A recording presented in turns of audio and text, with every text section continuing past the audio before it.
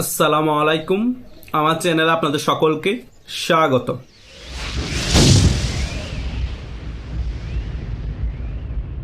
জেলখানার ভিতর থেকে জুনায়েদ আহমেদ পলকের একটি চিঠি ঘিরে বাংলাদেশে অনেক বেশি উত্তেজনা তৈরি হয়েছে। এই সাবেক মন্ত্রী চিঠিতে এমন কিছু লিখেছে যা ডক্টর ইউনূস সরকারকে প্রশ্নবিদ্ধ করেছে।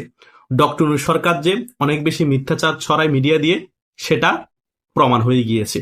আমরা কিছুদিন যাবৎ বিভিন্ন মিডিয়াতে এবং ডক্টর ইউনূসের প্রেস সচিবকে বলতে শুনেছি জেলখানার ভিতরে নাকি আওয়ামী লীগের এমপি মন্ত্রীরা ভোট প্রদান করেছে। আদতে ব্যাপারটা যে সত্যি না আমরা সকলে বুঝতে পারলো একেবারে 100% শিওর হয়নি, কিন্তু গতকালকে জুনায়েদ আহমেদ পলকের একটি চিঠির মাধ্যমে সকল কিছু ক্লিয়ার হয়ে গিয়েছে। জুনায়েদ আহমেদ পলক ওই চিঠিতে লিখেছেন, আমরা জেলখানার ভিতর না খেয়ে মরে গেল, আমরা ভোট দিব না। এই সরকার অবৈধ, এই ভোট অবৈধ। আমরা কেউ ভোট দেইনি, আপনারা কেউ ভোট দিবেন না। বঙ্গবন্ধু শিখিয়ে গিয়েছেন লড়াই করে বাঁচতে হবে, এটাই সত্য কথা। আওয়ামী লীগের যে সকল শীর্ষ পর্যায়ের নেতারা এখন জেলের ভিতর বন্দী আছে, তারা কেউ ভোট দেয়নি। কিছুদিন আগে মিডিয়াতে যে সকল নিউজ প্রচার হয়েছে যে আওয়ামী লীগের নেতারা জেলের ভিতরে ভোট প্রদান করেছে, সম্পূর্ণরূপে ভুয়া। আমরা কেউ বিশ্বাস করিনি, কিন্তু এখন আরো ক্লিয়ার করে দিয়েছে জুনায়েদ আহমেদ পলক। তাহলে চিন্তা করুন ডক্টর ইউনূস এভাবে করে প্রত্যেক সময় কিভাবে মিথ্যাচার ছড়াচ্ছে এই নিউজ মিডিয়া দিয়ে। মোটামুটি এই বিষয়ের মাধ্যমে আমরা অনেক কিছুই বুঝতে পারছি। শুধু তাই না, জেলখানার ভিতরে আওয়ামী লীগের নেতাদের উপর কি পরিমাণ নির্যাতন চালানো হচ্ছে, আওয়ামী লীগের অনেক সাবেক মন্ত্রীরা যেভাবে মারা যাচ্ছে, আমরা মোটামুটি ক্লিয়ার হয়ে যাচ্ছি। গত 2 দিন আগে আওয়ামী লীগের একজন মন্ত্রী মারা গিয়েছে, পানি সম্পদ মন্ত্রী। তিনি ভাবে হাত বাঁধা এভাবে করে বসে আছে, অনেক বয়স হয়ে গিয়েছে, বীর মুক্তিযোদ্ধা ছিল তিনি, তিনিও চিকিৎসা না পেয়ে মারা গিয়েছে। কিছুদিন আগে আরো আরেকজন মন্ত্রী মারা গিয়েছে চিকিৎসা না পেয়ে। হাসপাতালের বেডের সাথে হাত করা কিভাবে বেঁধে রাখা হয়েছে। তিনি নিজে ভালোভাবে হাঁটতে পারেন না, উনি কি পালিয়ে যাবে এই শেষ বয়সে এসে? এভাবে নির্মম ভাবে জেলের ভিতরে অত্যাচার করে আওয়ামী লীগের সাবেক মন্ত্রীদেরকে, সাবেক নেতাদেরকে মারা হচ্ছে। যারা নিচু পর্যায়ের নেতা আছে তারা তো আরো অত্যাচারের শিকার হচ্ছে। চিন্তা করুন কি খারাপ অবস্থায় আছে জেলখানার ভিতর। অনেক নিরীহ আওয়ামী লীগের কর্মী যারা কখনো আওয়ামী লীগের নাম বিক্রি করে কখনো 2 টাকা ইনকাম করে নাই, যারা কখনো আওয়ামী লীগের নাম বিক্রি করে কোথায় অপকর্ম চালায়নি, তাদেরকে ধরে নিয়ে গিয়ে জেলের মধ্যে নির্যাতন চালানো হচ্ছে। তারা অসুস্থ হয়ে গেল, তাদের ভালোভাবে ট্রিটমেন্ট পাচ্ছে না। অনেকেই তার বাবা মাকে দেখতে পাচ্ছে না, বাবা মা মারা যাওয়ার পরও প্যারোলে তাদেরকে মুক্তি দিচ্ছে না। কিছুদিন আগে তো সাদ্দামের কাহিনী আমরা দেখেছি, তার বউ মারা গিয়েছে, তার বাচ্চা মারা গিয়েছে। গত একদিন আগেও দেখতে পেয়েছি ছাত্রলীগ এক কর্মীর বাবা মারা গিয়েছে, তাকে প্যারোলে মুক্তি দেয়নি, পরে তার বাবাকে জেল গেটে এনেছে, সে দেখতে পেরেছি। এই চলছে বাংলাদেশের অবস্থা। কথা বুঝতে পেরেছেন? এই দিন দিন না, আরো দিন আছে। এই দিনকে নিয়ে যাব সেই দিনেরও কাছে, এটা বাস্তবতা। এই দিন দিন না, বাংলাদেশ আওয়ামী লীগের সুসময় আসবে, তখনও বাংলাদেশ আওয়ামী লীগ এই সকল কিছু মনে রাখবে। কিন্তু আমার মতে এরা যে পৈশাচিক এই নির্যাতন করছে আওয়ামী লীগের কর্মীদের উপর, আওয়ামী লীগ কখনো সুসময় আসলে তাদের উপরে এরকম নির্যাতন যাতে না করে। মানুষ হয়ে জানোয়ারের মতো ব্যবহার করা কোন রকমে কাম্য না। কথা বুঝতে পেরেছেন? আমরা মানুষ তো। আওয়ামী লীগ ধরে নিলাম বিএনপির উপর নির্যাতন করেছে, জামাতের উপর নির্যাতন করেছে, কিন্তু তার মানে এই না যে আওয়ামী লীগের এখন পতন হয়েছে তার 10 গুণ নির্যাতন আওয়ামী লীগের কর্মীদের সাথে করা হবে, তাও নিরীহ কর্মীদের সাথে। আওয়ামী লীগের অনেক এমপি মন্ত্রীদের কাছ থেকে 100-200 কোটি টাকা খেয়ে এয়ারপোর্ট পাস দিয়ে তাদেরকে বিদেশ পালাতে সাহায্য করেছে।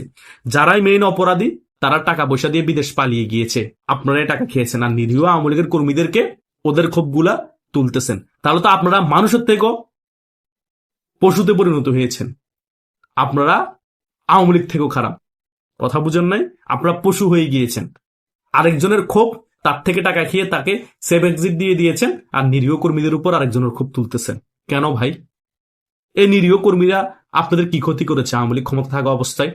যাদের নির্দেশে আপনাদের ক্ষতি হয়েছে তাদের থেকে তো টাকা খেয়ে বিদেশ পালিয়ে যেতে দিয়েছেন। তার মানে আপনারা টাকাকে ভালোবাসেন। বুঝেন নাই? সেজন্য তো আমি সবসময় বলি মানুষ হচ্ছে সুযোগের অভাবে সৎ। সুযোগ পায় না, সে কারণে দুর্নীতি করতে পারে না, টাকা মারতে পারে না, সব দেখায়। এখন যখন সুযোগ পেয়েছে নিজের সকল ক্ষোভ ভুলে গিয়েছে, তাদের কাছ থেকে 100-200 কোটি, কেউ 20 লাখ, কেউ 30 লাখ, কেউ 50 লাখ খেয়ে তাদেরকে সেফ এক্সিট দিয়েছে, তাদের নামে মামলাও দেয়নি, তারা সকলে বিদেশ পালিয়ে গিয়েছে। এখন ধরে নিরীহ কর্মীদেরকে মারতেছে, মেরে ফেলতেছে, জেলে ঢুকাচ্ছে। এগুলো ঠিক না।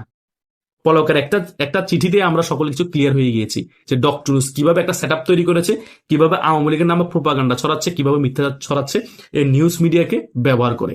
আগে বলা হতো বাংলাদেশের সংবাদ মাধ্যম নাকি আওয়ামী লীগের দালাল, এখন আরো ক্লিয়ার হয়ে গিয়েছি বাংলাদেশের সংবাদ মাধ্যম যে সরকার আসে তারই দালাল হয়ে যায়, শুধু আওয়ামী লীগের দালাল না। বাংলাদেশের মিডিয়াকে ল্যাংটা করে যারা মেইন দায়িত্বে আছে তাদেরকে পিড়াতে হবে দৈনিক 2 বার আধা ঘন্টা করে, তাহলে ঠিক হবে। এই মিডিয়া সবসময় সত্য প্রচার করার কথা, মিডিয়ার যারা ব্যক্তি তারা ভয় না পাওয়ার কথা, সবসময় সাহসের সঙ্গে মোকাবেলা করার কথা। কিন্তু তারা কি করে, আওয়ামী লীগ থাকা অবস্থায় আওয়ামী লীগের দেদারস্তে দালালি করছে, আওয়ামী লীগের ভয়ে কোনো কথাই বলতে পারে নাই, এখন ডক্টর ইউনূসের ভয়ে তো আরো কোনো কথাই বলতে পারে না, কথা বলার আগে তাদের চাকরি শেষ। আরে ভাই, বাঁচলে বাঘের মতো একদিন বাঁচো, বিড়ালের মতো 12 দিন বেঁচে কোনো লাভ নাই, বুঝো নাই ব্যাপারটা? তো মিডিয়ার সেই মেরুদণ্ডটা এখন আর নেই, আমি ভালো করেই বুঝতে পারতেছি। আমি না, বাংলাদেশ সকল জনগণই বুঝতে পারতেছে। বিএনপি আসলে সেম, এখন যা মেরুদণ্ড আছে সেটা আরো ভেঙে যাবে। বিএনপি পা চাটতে চাটতে চাটতে অবস্থা খারাপ করে ফেলবে, কথা বুঝেন নাই? তখন শুধু জিয়া রহমান চলবে আর খালেদা জিয়া চলবে। যেমন আওয়ামী লীগ থাকা অবস্থা বঙ্গবন্ধু আর শেখ হাসিনা চলছে, এভাবে আমাদের বাংলাদেশটা চলতে থাকবে। তখন সম্পূর্ণ রাষ্ট্রের সকল কাঠামো নিয়ন্ত্রণ নিয়ে ফেলবে বিএনপি ক্ষমতায় আসার পরে। কারণ বাংলাদেশের যারা ক্ষমতায় থাকে তাদের পা চাটতে সকলে পছন্দ করে। বিএনপির অলরেডি পাচাটা পুলিশও শুরু করে দিয়েছে একাংশ। বিএনপি ক্ষমতায় আসার আগে সংবাদ মাধ্যম এখন নিয়ন্ত্রণ করা শুরু হয়ে গিয়েছে। এখন বিএনপির যারা সমর্থক আছে, যারা বিএনপি সমর্থকে টকশো করতে যায়, তাদেরকে সকল জায়গায় আমন্ত্রণ করা হচ্ছে। বিএনপি পন্থী সাংবাদিক যারা আছে তাদেরকে টকশোতে আমন্ত্রণ করা হচ্ছে। বিএনপি আগে থেকে লিস্ট দিয়ে রাখে এদেরকে টকশোতে ডাকবেন। ওরা দেদারসে সংবাদ মাধ্যম কর্মী হিসাবে এসে শুধু বিএনপির প্রচারই করছে, যেটা আওয়ামী লীগের আমলও হতো। যে লাউ সে কদু। তা আওয়ামী লীগের পতন করে বিএনপি কে ক্ষমতায় বসিয়ে কোনো লাভ নাই, বরং আওয়ামী লীগ বাংলাদেশের জন্য মন্দের ভালো ছিল। বিএনপি ক্ষমতায় আসলে 2001 থেকে 2006 সালের শাসনামল যেমন ছিল তেমন হয়ে যাবে। দুর্নীতিতে বারবার চ্যাম্পিয়ন, 64 জেলার মধ্যে 63 জেলা বোমা হামলা, 2004 সালে 21 আগস্টে গ্রেনেড হামলা, এগুলাই হবে।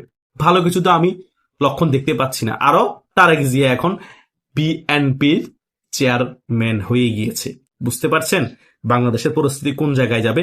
আরেক দিক দিয়ে জঙ্গিবাদের আস্ফালন বাংলাদেশে ঘটে গিয়েছে। জামাত শিবিরের যে এখন প্রভাব আধিপত্য দেখা যাচ্ছে, বিএনপি ক্ষমতায় থাকার পরেও এদেরকে দমাতে পারবে মনে তো হয় না। তারা উগ্রবাদ ছড়াচ্ছে বাংলাদেশের মধ্যে।